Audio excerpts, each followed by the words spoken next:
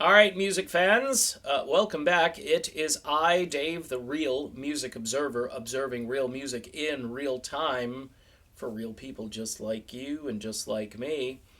The Eagles kicked off their Evening with the Eagles tour last night. Uh, I'd like to call it, say, Hell Freezes Over Part 2, because a couple years back, when asked about the Eagles going forward without their late great founder Glenn Frey, Don Henley responded, "Nope, looks like we're done." And Looks Like We're Done has turned into a whole bunch of dates. Last night's show was at some arena somewhere named after a large corporation or a bank or something. I did read it, but I didn't actually write it down. One of the weird things about last night was the set list. It contained a classic tune written by Tom Waits and sung originally by the late great Glenn Frey. And that song is called Old 55. I used to hear it on the radio all the time, just like I used to hear After the Thrill Is Gone, which I don't hear anymore. There are a number of Eagles tracks that used to get regular airplay. Pretty much all of side 2 of Hotel California, including Wasted Time. Don't hear those on the radio anymore. Anyway, getting back to Old 55, you would think, Deacon Frey is there. That's Glenn's son, in case the rest of the band hadn't figured that out. Maybe Don Henley and Irv hadn't figured that out. And he kind of looks and sounds like his dad a bit. So a tune originally sung by Glenn Frey, you'd think would be perfect for Deacon Frey to sing. Nope. I watched some footage and it was Vince Gill. Now, I've had a problem with Vince Gill being in the Eagles since it was announced.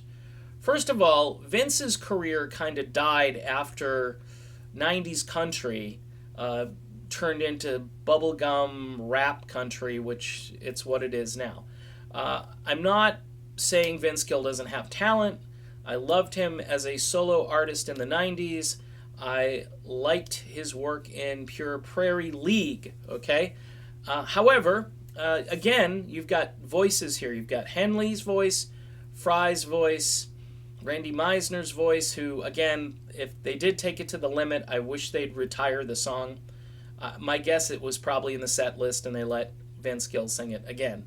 By the way, Vince Gill isn't doing any crazy high notes and holding them.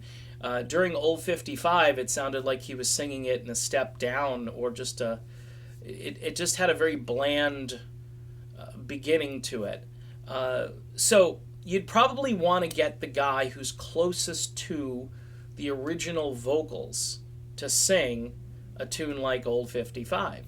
It's not typically in their set list, and fans probably at least want to hear it the way it was originally performed.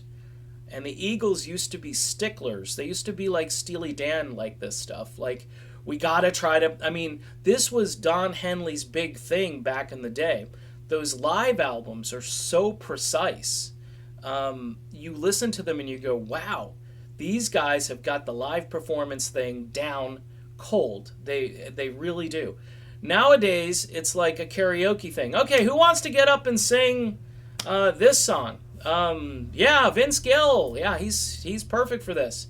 The band Chicago is doing this right now with a guy who is more like a karaoke singer. He's a jukebox. You throw a quarter in and he can do Peter Cetera, he can do this guy, he can do Terry Kath.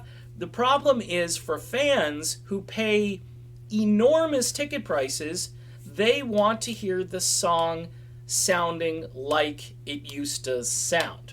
I know that's tough. I know that's rough. And again, I did a video a while back about why they don't utilize Deacon Frey. He's not singing the songs he should be singing, and it's criminal. Okay, I'm just saying it. All right. The other weird thing about the whole thing last night is Joe Walsh is given all this solo material. I mean, Walk Away is a James Gang tune. It's not an Eagles tune. You can go see Joe on tour. Joe was on tour, I think, last year.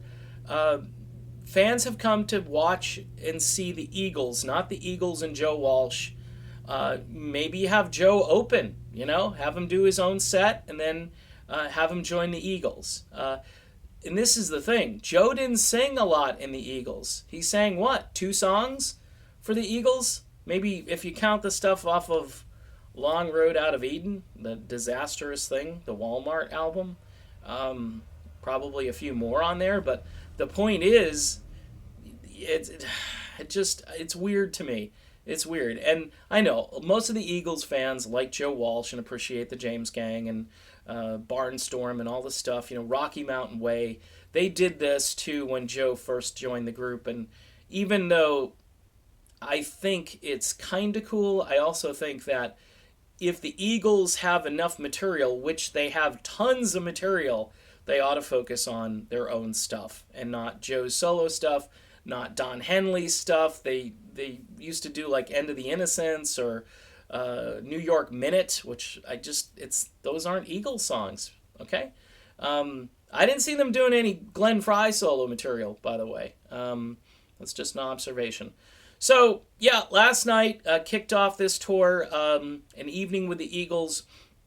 It'll cost you, if you want to go, if the tickets aren't already sold out, it'll cost you a couple grand to go see them probably. And, if you're planning on a vacation, cancel it and go see the Eagles. If you're planning on buying a house, forget about it. Just go see the Eagles, and it's just as good, right?